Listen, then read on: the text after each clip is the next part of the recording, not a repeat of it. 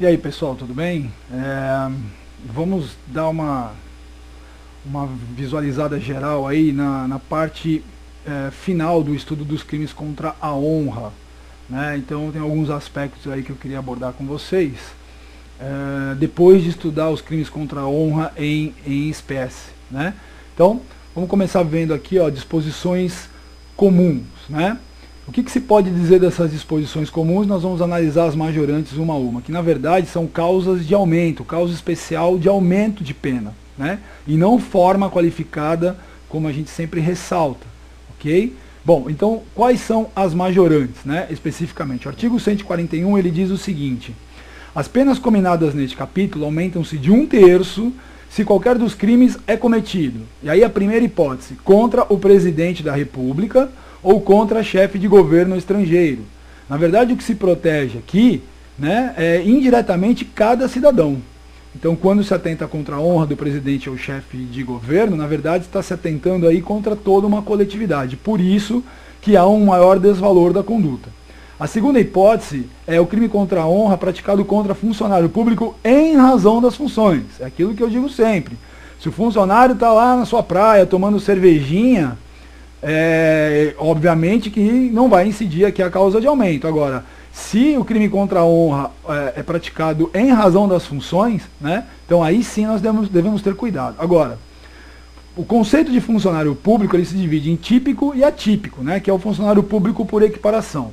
O que prevalece é que só se aplica a majorante, né, no caso dos funcionários públicos típicos, nos termos do artigo 327 aí do Código Penal. Diz assim: considera funcionário público, para efeitos penais, quem, embora transitoriamente ou sem remuneração, exerce cargo, emprego ou função pública. Ou seja, aqui é o chamado funcionário público típico, ok? Então é quanto a esse aqui que há maior proteção nos crimes contra a honra. A terceira hipótese é o crime praticado o quê? Na presença de várias pessoas ou por meio que facilite a divulgação da calúnia, da difamação e da injúria, né? Obviamente que o maior desvalor da conduta aqui reside no quê?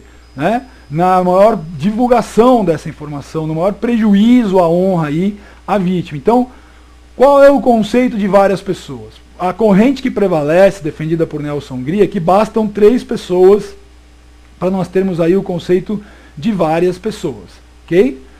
Bom, por meio que facilite a divulgação, por exemplo, um alto-falante, né? Então o indivíduo pega lá um megafone ou um microfone e vai aí facilitar a divulgação do crime que atenta contra a honra. Essa conduta é mais desvaliosa, né?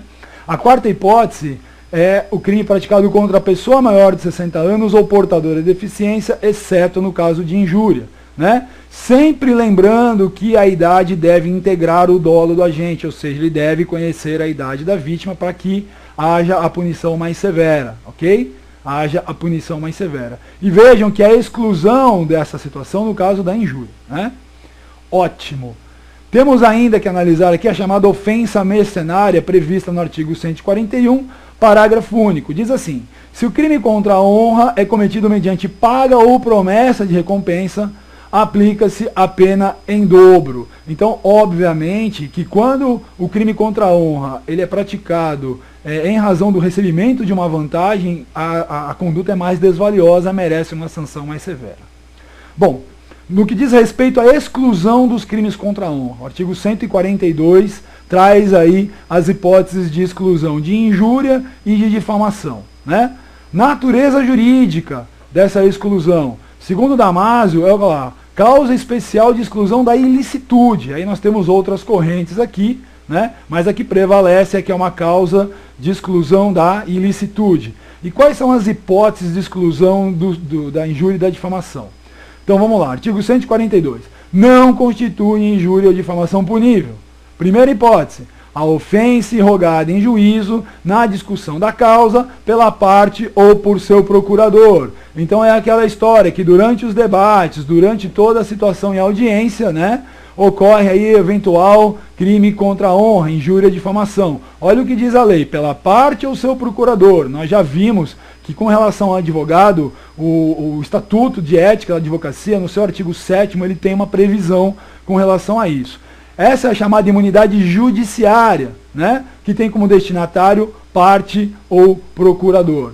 Olha lá, requisitos para a exclusão do crime: que a ofensa seja irrogada em juízo e que haja nexo com a causa, né? Não dá para chegar para o juiz e falar: eu vi Vossa Excelência há 10 anos atrás enchendo a cara no boteco. Quer dizer, não tem nada a ver com a causa, isso aí não se pode falar em imunidade, ok?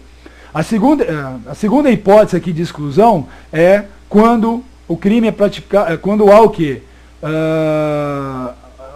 Quando se emite o quê? Opinião desfavorável da crítica literária, artística ou científica, salvo quando inequívoca a intenção de injuriar ou difamar. É inegável que há necessidade de liberdade de quem é crítico literário, crítico artístico, e aquela crítica, muitas vezes direcionada a uma obra, a um filme, a uma peça teatral, não constitui necessariamente um crime contra a honra, né? Desde que não fique evidente o dolo de injuriar, né? Então isso, olha lá, garante o que? A liberdade de crítica literária, né? A terceira hipótese aqui, olha lá, conceito desfavorável emitido por funcionário público em apreciação ou informação que preste no documento de dever de ofício, né? Imagine um escrivão de polícia, quando ele está ali retratando fielmente o que uma das partes afirma, né, nas suas declarações. Muitas vezes essa reprodução dos fatos acaba levando ao quê? Ao relato de um palavrão, de uma informação aí injuriosa, difamatória, enfim. Aquele profissional, eu dei como exemplo aqui o escrivão de polícia, ele não vai responder pelo crime contra a honra porque ele simplesmente está reduzindo a termo, ele está reportando aquilo que existe nos autos. O parágrafo único diz o seguinte: nos casos dos incisos 1 e 3, primeiro e terceiro, responde pela injúria e difamação quem lhe dá publicidade, né? É evidente que imaginem vocês aí, ou quem faz estágio, ou quem acompanha uma audiência, né, depois de observar aquela situação, sai pelos corredores aí divulgando, dando publicidade a essa situação. Daí vai responder pelo crime, ok? Bom, vimos disposições comuns, vimos a exclusão, vamos ver então a retratação. Artigo 143 do Código Penal diz assim: o querelado, ou seja, aquele que sofre a ação penal dos crimes contra a honra, que antes da sentença se retrata cabalmente da calúnia e difamação, fica isento de pena. Ó. Calúnia e difamação agora, pessoal. Só cabe para as duas, né? Essa retratação é o que, ó, como eu coloquei, é desdizer o que disse, ele vai se retratar, ok? E não há necessidade de concordância do ofendido, é um ato unilateral. Uma vez que ele faça isso até a sentença, né, o juiz pode aí finalizar a ação sem qualquer tipo de condenação, ok? Então aqui, possibilidade de retratação até a sentença, Pedido de explicações, a chamada interpelação judicial. Então vamos dar uma olhada aqui, ó. C. De referências, alusões ou frases. Se infere calúnia, difamação ou injúria, então ó, se aplica as três. Que se julga ofendido pode pedir explicações. Quem se julga ofendido pode pedir explicações em juízo. Aquele que se recusa a dá-las ou a critério do juiz não as dá satisfatórias, responde pela ofensa. Então vejam só.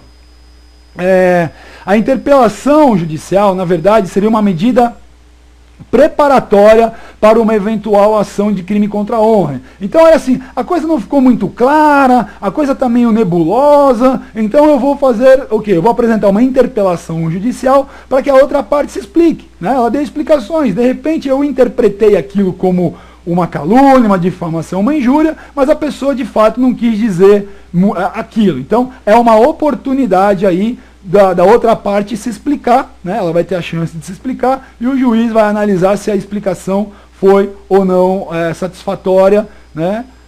Com relação à explicação. Se todo mundo ficar satisfeito, acabou a história. Ação penal. Pessoal, a regra geral da ação penal é que a ação penal é privada. Então vamos analisar aqui o artigo 145. Nos crimes previstos nesse capítulo só procede mediante queixa. Queixa é a petição inicial da ação penal privada, salvo quando no caso do artigo 140, parágrafo 2º, da violência resulta a lesão corporal, que é a injúria real, né? Parágrafo único. procede mediante requisição do ministro da Justiça, no caso do inciso 1º do artigo 141, e mediante representação do ofendido, no caso do inciso 2º do mesmo artigo. Então vamos dar uma olhada aqui, ó. Regra geral, então, ação penal privada. Quais são as exceções? E normalmente isso aqui é que é cobrado em concurso público. No caso da injúria real, a ação penal é pública incondicionada, né? Se praticada por vias de fato, aí vai ser ação penal privada.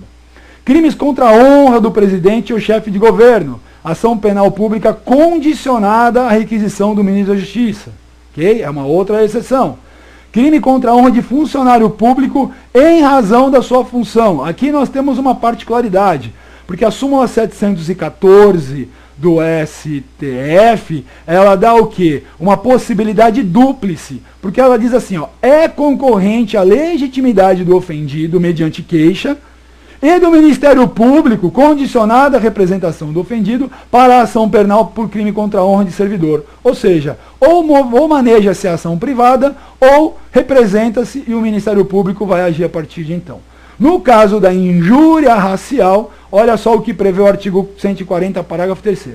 Se a injúria consiste na utilização de elementos referentes à raça, cor, etnia, religião, origem ou condição da pessoa idosa ou portadora de deficiência física. Nós já vimos o que é injúria racial e nesse caso, agora, a ação é manejada por representação. Então, sendo feita a representação, isso foi uma alteração trazida pela Lei 12.033 de 2009, né? Em setembro de 2009. Então agora, não é mais ação penal privada neste caso. A ação é condicionada à representação, o que dá uma proteção maior ao ofendido, porque ele não depende de contratação de advogado, etc. Agora, não percam de vista que esta situação ela é mais gravosa, né? É uma novatio legis impeius, lembrem-se disso, né?